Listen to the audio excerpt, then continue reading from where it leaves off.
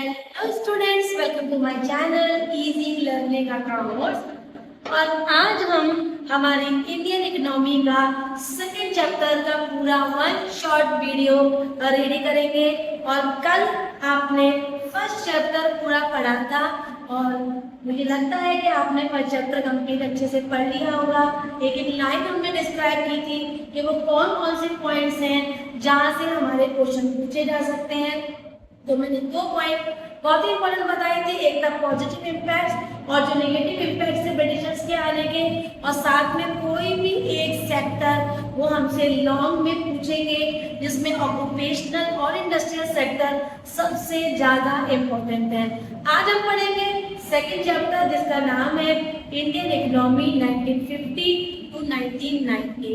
Video को पूरा देखना, अच्छे से समझना और लास्ट का वेट जरूर करना, क्योंकि इसमें मैं लास्ट के केवल दो क्वेश्चन ऐसे बताऊंगी जो हर साल हमें इम्पोर्टेंट लगते हैं और केवल इम्पोर्टेंट नहीं लगते, वो हर साल एग्जाम में आते ही हैं। तो स्टार्ट करते हैं हमारा सेकेंड चैप्टर जिसका नाम है इंडियन इकोनॉमी 1950 to 1990। उससे पहले अगर आपने चैनल को सब्सक्राइब नहीं किया, चैनल को जरूर सब्सक्राइब करें, फ्रेंड्स में बहुत सारा शेयर करें और लाइक भी करें। और कोई भी डाउट हो तो उसको आराम से कमेंट करके पूछ भी सकते हैं अगर आपको कोई पॉइंट समझ ना आया हो। तो सबसे पहले तो इस चैप्टर में हमें पहला डायरेक्ट क्वेश्चन रेडी कराया गया है कि भाई सेंट्रल प्रॉब्लम ऑफ इकोनॉमी क्या होती है। तो ये टॉपिक तो बच्चों ऐसा है जो हमने 11th से में भी पढ़ा था कि हमारी तीन सेंट्रल प्रॉब्लम होती है, what to produce, how to produce and for whom to produce. तो व्हाट टू प्रोड्यूस का मतलब होता है हम कौन से गुड्स एंड सर्विसेज का प्रोडक्शन करें, selection of goods and services is known as what to produce. How to produce में हम कौन सी टेक्निक का यूज करें, लेबर इंटेंसिव टेक्निक का यूज करें या मशीन इंटेंसिव टेक्निक का यूज करें, तो वो हमें बताया गया है नेक्स्ट पॉइंट पे जिसका नाम था how to produce. Now for whom to produce हमें ये बताया है कि किस कैटेगरी के लिए प्रोडक्शन करें फॉर द रिच पीपल और फॉर द पुअर पीपल। तो ये हमें बताया गया है हमारे तीसरे सेंट्रल प्रॉब्लम को। अब बच्चों इसको सॉल्व करने के लिए हमारे पास तीन इकोनॉमिक है, मिक्स्ड इकोनॉमी, कैपिटलिस्ट इकोनॉमी और सोशलिस्ट इकोनॉमी, जो कि तीनों सिस्टम्स है इकोनॉमी के। कैपिटलिस्ट इकोनॉमी आपको पता है जो प्राइवेट सेक्टर का पूरा इन्वॉल्वमेंट होता है, और सोशल वेलफेयर के लिए हमारी आ गई socialist economy.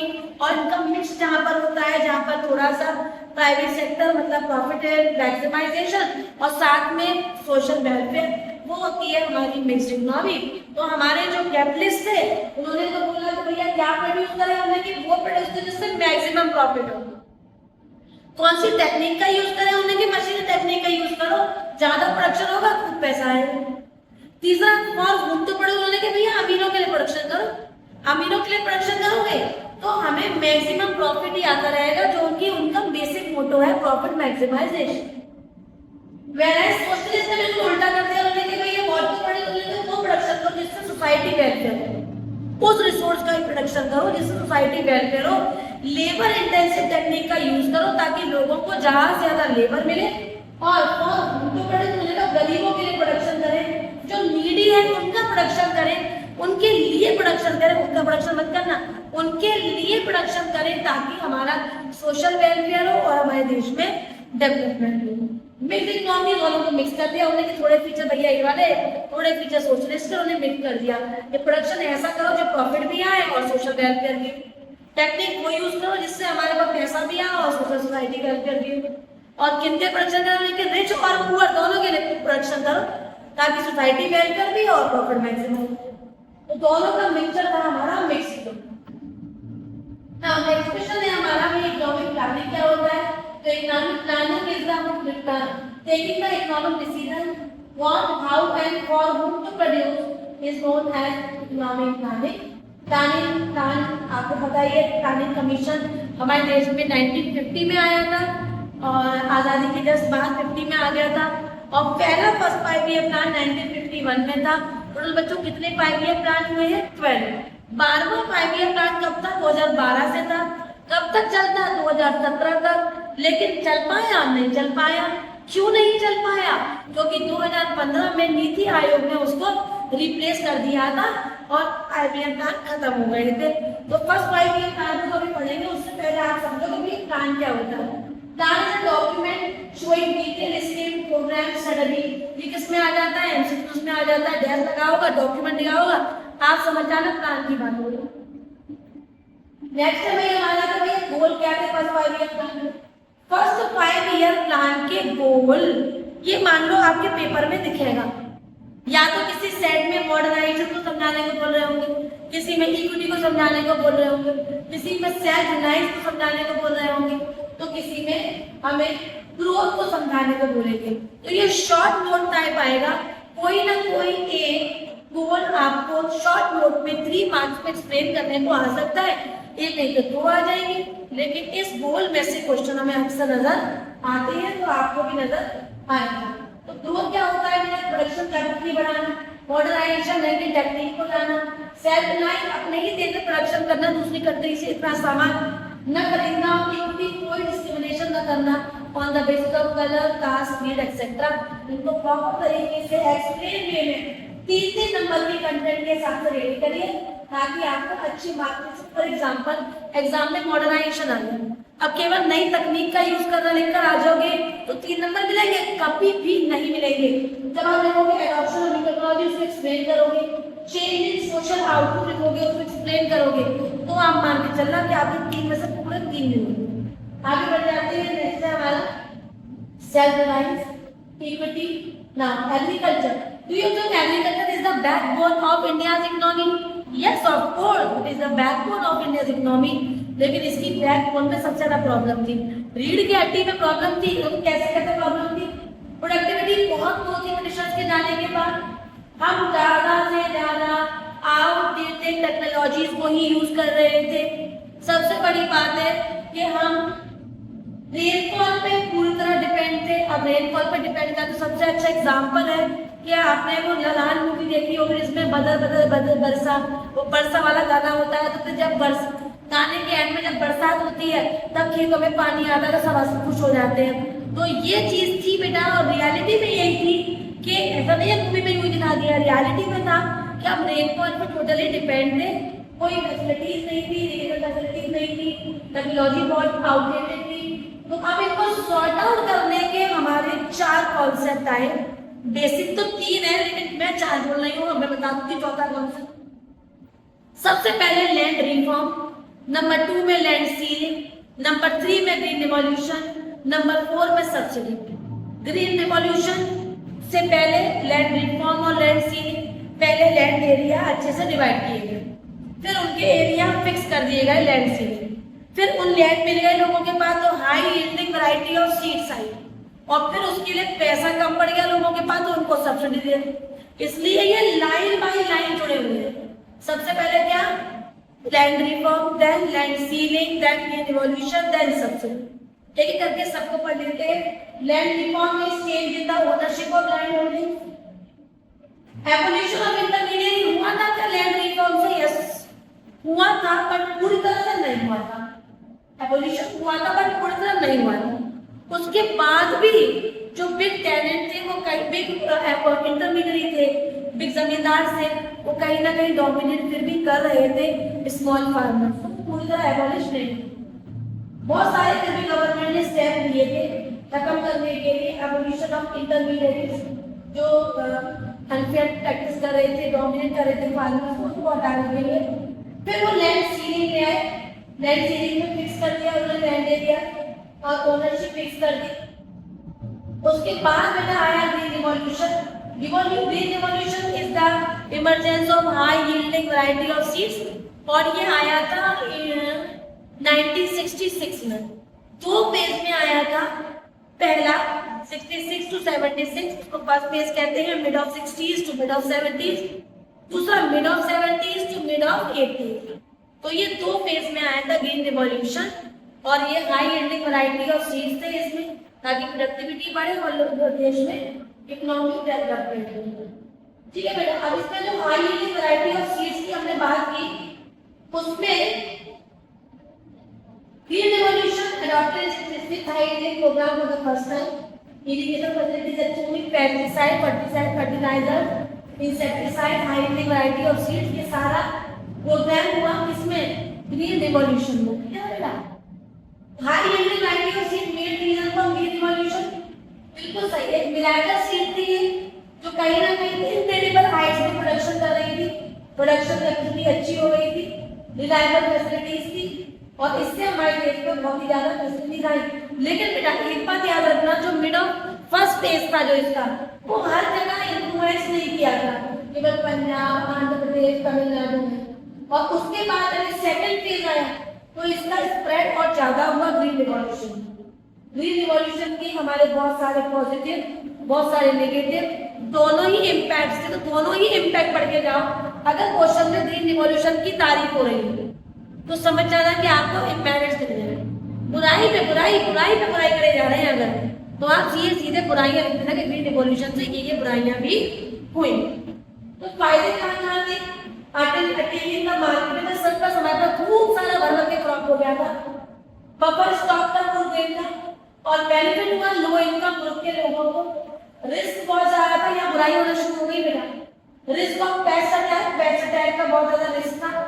Risk of increase in income inequality. Big farmers को ही फायदा था। अब मेरा एक बात बताओ, जो गरीब है वो तो ऑलरेडी गरीब है ना। अब गरीब अपनी गरीबी में कैसे high yielding variety of seeds सस्ते में भी मिल रही हो तो कभी नहीं ले पाएंगे। अब फॉर एग्जांपल है, मान लो मुझसे कोई कहे कि 40,000 का एसी अब मार्केट में 20,000 का मिल रहा है, मैं उस 20,000 में एसी तब खुशी खुशी लूंगी जब मेरे पास 20,000 रुपए होंगे। तो इसलिए ग्रीन रिवॉल्यूशन का फायदा कभी भी स्मॉल फार्मर्स को नहीं हुआ था। ठीक है बेटा। अब डिबेट, अब देखो, अब ग्रीन रिवॉल्यूशन का जब फायदा कम हो रहा था तो सरकार ने एक स्टेप और ले ली और वो स्टेप था सब्सिडी का। अब उन्होंने इजी इंस्टॉलमेंट में, सस्ते में यील्डिंग मतलब सीड्स को प्रोवाइड करना की सब्सिडी प्रोवाइड करना शुरू की। और सब्सिडी होता क्या है? Subsidy is the financial assistance या financial support provided by the government for the socio-economic benefit of the country। इसको बोलते हैं सब्सिडी। सब्सिडी के फायदे में क्या हुआ? भाई इनिशियल स्टेज में ग्रीन रिवॉल्यूशन के लिए सब्सिडी बहुत फायदा था और फार्मर को बहुत हेल्पफुल हुआ सब्सिडी से। वो इजीली इंसेंटिव ले पाए, अडैप्ट कर पाए न्यू टेक्नोलॉजी को और सब्सिडी हैंडल की, उससे भी लोगों को बहुत ही फायदा हुआ और वो इजीली वो नई चीजों को ले पाए, उन चीजों को भी अपने फार्मिंग में यूज कर पाए जो वो इजीली नहीं ले सकते थे। ठीक है, तो बहुत फायदा हुआ, इक्विटी आई, इनकम इंक्रीज हुई। और लेकिन एक बात है कि इसके अगर हम अगेंस्ट की बात करें तो कहीं ना कहीं जो सब्सिडी थी ना बच्चों, वो फायदा नहीं दे पाई to the small and poor farmer because they are not able to get the benefit of subsidy. Subsidy क्या है? सब्सिडी ये होता है ना फाइनेंशियल सपोर्ट।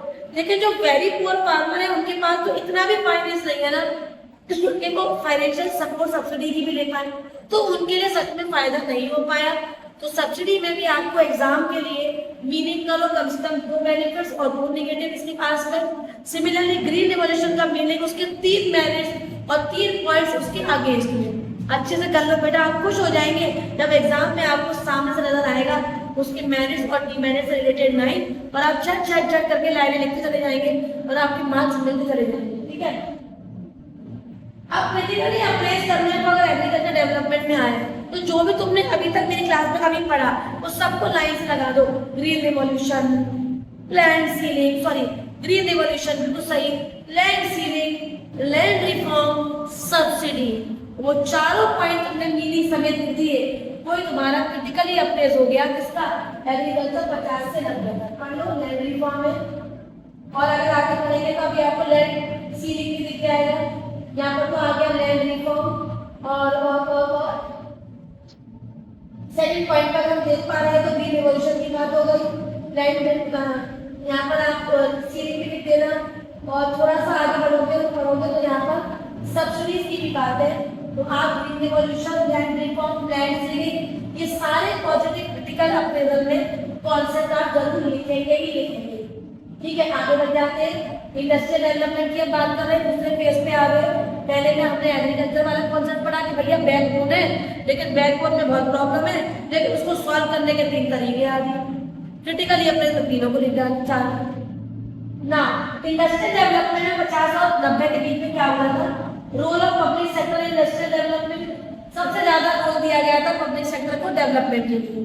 जो हमारे होते हैं पॉलिसी मेकर्स, उनसे कह दिया भैया तुम बनाओ पॉलिसी पब्लिक सेक्टर को, उन्होंने प्राइवेट सेक्टर को सबसे पीछे कर दिया और भर भर के सारे अपॉर्चुनिटीज किसको दी, पब्लिक सेक्टर को। तो शॉर्टेज कर दिया कैपिटल प्राइवेट सेक्टर के लिए, इंसेंटिव भी कम कर दिए उनके लिए, सारी डेवलपमेंट किसको दी जा रही है, only and only public sector, उनका रोल भी अपलिफ्ट कर दिया। इंडस्ट्रियल रिजोल्यूशन तो मेरा पहला आया था 48 में था, कभी मत भूलना। कोई आपसे पूछे पहला इंडस्ट्रियल रिजोल्यूशन कब आया, तो आया 1948 में, बिल्कुल एक साल आजादी के बाद। लेकिन काम कब हुआ, इंडस्ट्रियल रिजोल्यूशन 1956 में। इसमें इंडस्ट्री को 3 भागों में बांटा गया, शेड्यूल ए में, शेड्यूल बी में और शेड्यूल सी में। शेड्यूल ए में सारी पब्लिक इंडस्ट्रीज आ गई, सरकारी 17 इंडस्ट्री थी। उसके बाद शेड्यूल बी में पब्लिक और प्राइवेट मिला के 12 इंडस्ट्री, और शेड्यूल सी में केवल प्राइवेट इंडस्ट्री जिनका कोई काउंटिंग ही नहीं है। इंडस्ट्रियल लाइसेंसिंग आया, केवल नई इंडस्ट्री खोलने का लाइसेंस था नहीं, कितनी ब्रांच ओपन होंगी, कितना एक्सपेंड करेंगे, कितना डाइवर्सिफिकेशन है, वो सारी बातें के लिए लाइसेंस की जरूरत थी। लाइसेंस नहीं होगा तो इंडस्ट्री नहीं खुलेगी, तो इंडस्ट्रियल लाइसेंसिंग आया। ठीक है, इंडस्ट्रियल लाइसेंसिंग के अलावा हम कह सकते हैं कि भैया एसएसआई आई, एसआई जानते हैं आप लोग, स्मॉल स्केल यूनिट्स। तो स्मॉल स्केल इंडस्ट्री भी आई जिसमें कुछ प्रोडक्ट फिक्स कर दिए तो भैया ये केवल एसएसआई बनाएंगे, इससे हमारे देश में एम्प्लॉयमेंट आए। गाँव में अगर एसएसआई बन जाती है ना तो खूब लोग काम करते हैं वहाँ। ठीक है, need for protection for big farmer. ठीक है, फार्मिंग में काम करेंगे तो फार्मर की सुननी पड़ेगी, लैंडलॉर्ड की सुननी पड़ेगी, हेड की सुननी पड़ेगी। और जब आप एसआई में काम करोगे तो किसकी सुननी पड़ेगी, तो यहाँ कहीं ना कहीं बिग फार्मर से भी फायदा हो, कंसेशन मिला, रिजर्वेशन मिला, प्रोडक्ट का भैया ये वाला प्रोडक्ट एसआई बनाएगी, कोई और बना न रहे, तो ये सारे रिजर्वेशन मिले। फॉरेन ट्रेड की अगर बात करें तो ट्रेड पॉलिसी में इनपुट सब्स्टिट्यूशन दूसरी कंट्री से नहीं लेंगे, अपनी कंट्री में ही बनाएंगे। तो इनपुट सब्स्टिट्यूशन एक भी बहुत अच्छा कॉन्सेप्ट था जो हमारे सन 50 से 90 के बीच में आया। ये बहुत अच्छा पॉइंट था जिसका एम सिर्फ ये था कि हमारी डोमेस्टिक इंडस्ट्रीज को बचाना और फॉरेन ट्रेड कम से कम करना। तो इनपुट सब्स्टिट्यूशन हम रिप्लेस कर रहे थे इम्पोर्ट कराने को अपने देश के प्रोडक्शन से। अब इसको करने के लिए हमने 2 चीजें लेकर आए, टैरिफ और कोटा। अब टैरिफ में तो क्या किया बेटा, उन्होंने टैक्स नहीं कर दिया इम्पोर्ट को, और जहाँ टैक्स लगाएंगे तो इम्पोर्ट नहीं करेंगे ज्यादा। ठीक है, अब कोटा फिक्स कर दिया कि इससे ज्यादा सामान इम्पोर्ट एक्सपोर्ट नहीं, अगर इम्पोर्ट नहीं कर सकते, तो ये हो गया उन्होंने इम्पोर्ट के लिमिट लगा दिया। सिर्फ रीजन तो यही था कि हमारे देश के डोमेस्टिक ट्रेड को प्रोटेक्शन करना और रिस्क करना। रिस्क मतलब कहीं ना कहीं फॉरेन एक्सचेंज जहाँ से आप करेंसी को एक्सचेंज कर रहे हैं उसको भी रिजर्व करना, उसको भी प्रोटेक्ट करना। टिपिकली अपने जिसका आना है तो देखो जो तुमने अभी तक पढ़ा है, industrial licensing, role of public sector या फिर एसएसआई या फिर इनपुट सब्स्टिट्यूशन, सबको लाइन से लिखते चले जाओ, आंसर अपने आप आ जाएगा। तो आप चेक कर लो, input substitution, role of public, SSI, role of public sector, सब जो अभी हमने पढ़ा सारे के सारे पॉइंट क्रिटिकली अपने इसमें दिए हैं ना। लाइसेंसिंग पॉलिसी पढ़ा था, पब्लिक सेक्टर का रोल पढ़ा था, यहाँ पर हमने कंक्लूड किया इंडस्ट्री और एग्रीकल्चर को पढ़ा। यहाँ की सेल्फ सफिशिएंसी को टेस्ट की थी जो दूर हुई थी ग्रीन रिवॉल्यूशन से, और लैंड रिफॉर्म से कहीं ना कहीं हम जमींदारी सिस्टम को एबॉलिश कर पाए थे, और इंडस्ट्रीज में डाइवर्सिफिकेशन हो गया था, और कहीं ना कहीं हमने अपने ही देश में इम्पोर्टेशन करके हमने कहीं ना कहीं अपने मार्केट को सिक्योर किया था। यहाँ पर हमारा चैप्टर खत्म हो गया। अब रहिए वो 2 इम्पोर्टेंट टॉपिक्स जो मुझे इस चैप्टर के बहुत अच्छे लगते हैं। शॉर्ट में बात करें तो इम्पोर्ट सब्स्टिट्यूशन शॉर्ट के लिए बहुत अच्छा है, जिसमें टैरिफ और कोटा इंक्लूड हो जाएगा। एमसीक्यूज में बात करें तो लैंड रिफॉर्म, लैंड सीलिंग है ना, इनके ईयर्स वगैरह। लॉन्ग में ग्रीन रिवॉल्यूशन, उसके पॉजिटिव और नेगेटिव इम्पैक्ट, सब्सिडी उसके पॉजिटिव और नेगेटिव इम्पैक्ट अच्छे से तैयार करिएगा, बहुत इंपॉर्टेंट है। कोई भी डाउट तो इतना सा भी तो कमेंट करके जरूर पूछिए। वीडियो को लाइक जरूर करना है, सब्सक्राइब करना बिल्कुल मत भूलना, और बहुत सारे फ्रेंड्स में इसको फॉरवर्ड करें, ताकि हमारे जो रियली वीडियोज आएंगे, ताकि मैं ईको की आपकी कैसे तैयारी करूं कि 80 में से 80 क्यों आ जाए आपके, और एक नंबर भी आपका कम ना हो। Bye bye.